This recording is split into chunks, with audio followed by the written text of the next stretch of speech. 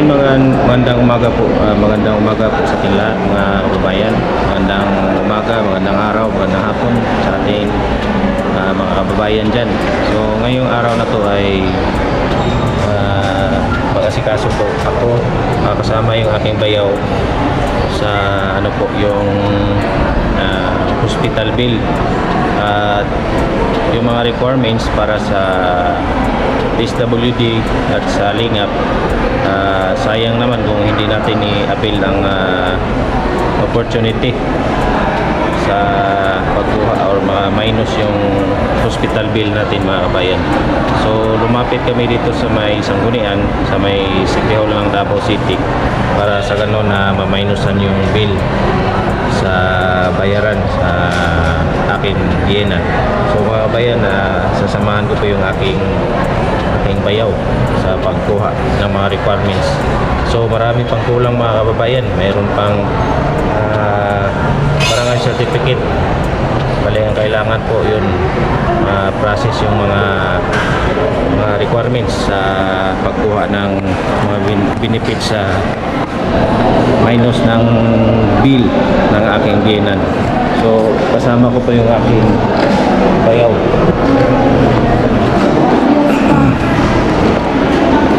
Sister, balik ta dito. Kuha na tong barangay kuan. Ato na to dito sa bukid. Kailangan naman nagsilyo. So nandito kami sa may munisipyo, sa Sanggunian. Oh.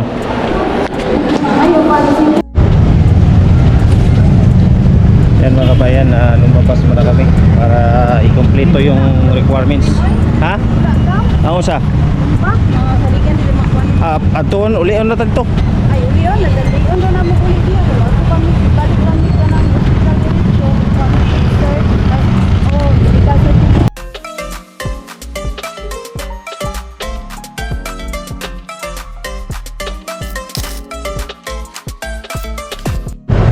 Yan mga kababayan, ay pupunta kami ng bukid sa Migawayan. Ano ka na? Lapit ko sa hospital, ikaw mo kuha sa certificate. Tapos mo, ano na lang ko dire. Dili ka mag-abot. Oh. Ano na lang, ako sa hospital. Oh, sa to ko sa kuan, bukid. Ba't ka dito sa motor, Oh. sa bukid. Oh. Dili na lang kita mag-abot. Yan mga kababayan, at palitan natin yung motor natin na smash sa sniper kasi malayo pa yung puntahan namin. Puntahan ko pala kasi si sister, i-drop ko lang sa hospital. So tara mga kabayan. Pala yung lakad ko papuntang bukid para magkuha ng certification sa barangay.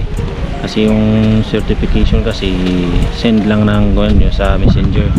Tapos pumunta kami sa SDO. Sabi nga doon na hindi daw qualified kasi kailangan po original yung mga dokumento.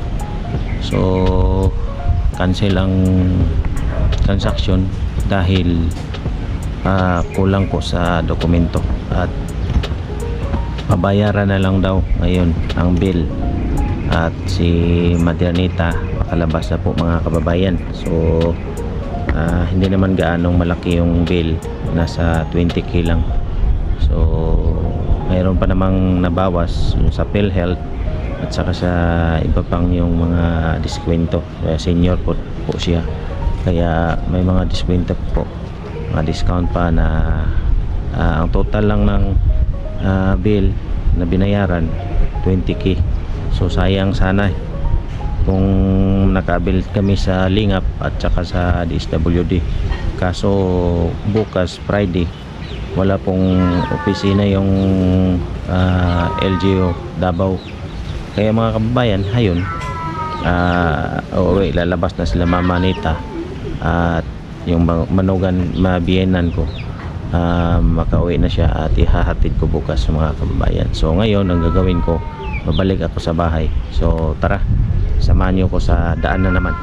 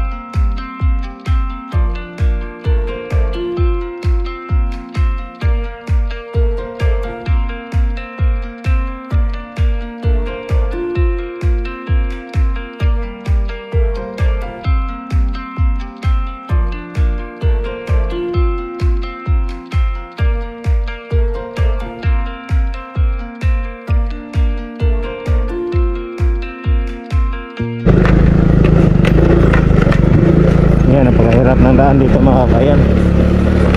Shortcut kasi ito papuntang bahay. Galing ako sa downtown. Tapos shortcut ako. Malapit na kasi ito. Shortcut malapit.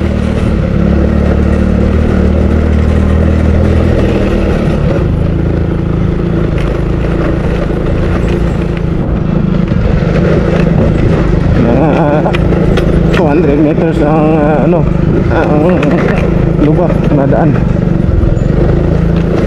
Ayaw kasi pasiminto to ng may-ari kasi private property, private land. Hinarangan ng may-ari. Kaya hanggang dito na lang muna yung tapos dito pumayag na yung may-ari na simintuhin yung kanilang lugar.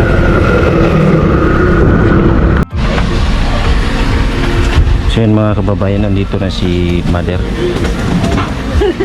Nandito na si Mother. Salamat at nakauwi na siya.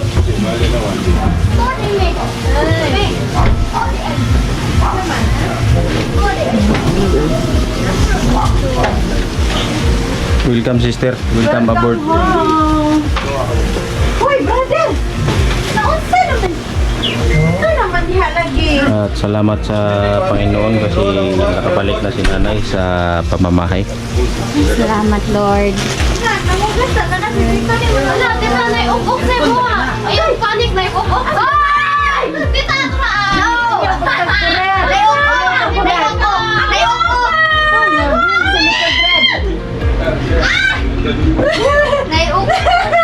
Sa man nga, sugat naman ka. Sugat naman ka kuanan ma. Si mama kasi matakotin to sa cockroach. Dili ma kuan, dili ma Nagpanik. Doon panik.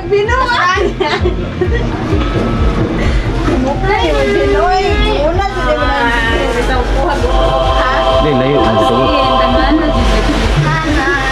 Kani gani. Wala ako disra. Ay, excuse. Yan naman ako na ganina. Tulog. Yan brother. At salamat sa may kapal at nandito na si nanay. Nakauwi na si nanay natin. O si nanay ng tahanan. Nanay ng tahanan. Anong masasabi mo ulit brother? What's up, nagkuha to? Oo, ginapak. Bitaw Thumbs up. Ang galing mong maghuli ng ukpok sis brother. Ay, kinakain natin yan. Yung guwan? Ano yun? Shrimp? Yun, eh, wala ba? Mga kabayan, okay na po si nanay at magpapagaling na lang siya sa bukid dun sa Bigawayan. I-herbal ito ni Mama Inday. Bukas ng umaga mag-uwi kami dun sa Bigawayan, sa kanyang bahay. Dito masyadong mainit. Mapas kami ng Domingo po. Domingo siguro sa gabi. Sister, kumusta yung pag-process mo sister sa mga dokumento? Ay, okay lang, brother. Kung saan ako nakarating. Tapos, Pumunta na ako doon sa bangkiruan. sa linga pala, balik na lang. Sa Lunes na lang. Lunes. So yun mga kababayan, sinubukan namin kanina sa Sanggunian. Kaso kanina kulang talaga yung requirements, no? Kabalo siya, asa sa gunian. Sunod-sunod po siya sa Quality City Health. Hindi, abin ako kabalo ka. Ako, Ben. City Health man ni Ben. Asa na sa gunian? Abin ako kabalo ka mo ng sagdan na taka. Di ay ka, ano ko sunod ka sa kwatara dito. Kuya to, hanay. So hanggang dito na lang siguro mga kababayan. Si Bienan, yung aking nanay ni mama, nanay ng aking asawa. Nakarating na galing sa hospital. Bali, 3 araw sila doon, mag-4 na araw. So, yung bill ay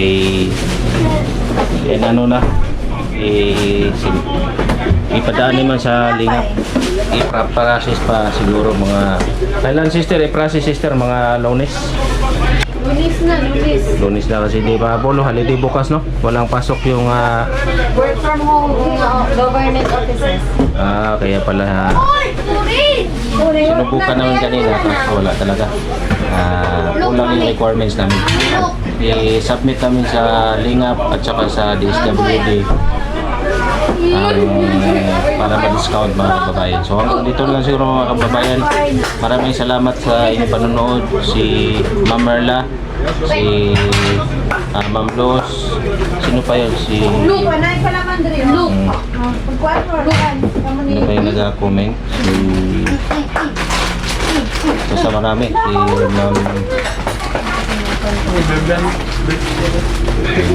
dami kasi mga kabayan. Si Tita Redemption, maraming salamat po. At kay Peter Paul pala, may binigay siya sa amin na panggastos. Maraming salamat brother Peter Paul sa iyong suporta. So sana pagpalain ka pa ng may kapal kasi sa iyong magandang hangarin. At sa PB team at kay Brother Iligi, kay Brother Ralph, salamat din sa inyo at kay Mang Ili. Ayan ang mga kababayan, ingat po kayo, God bless po.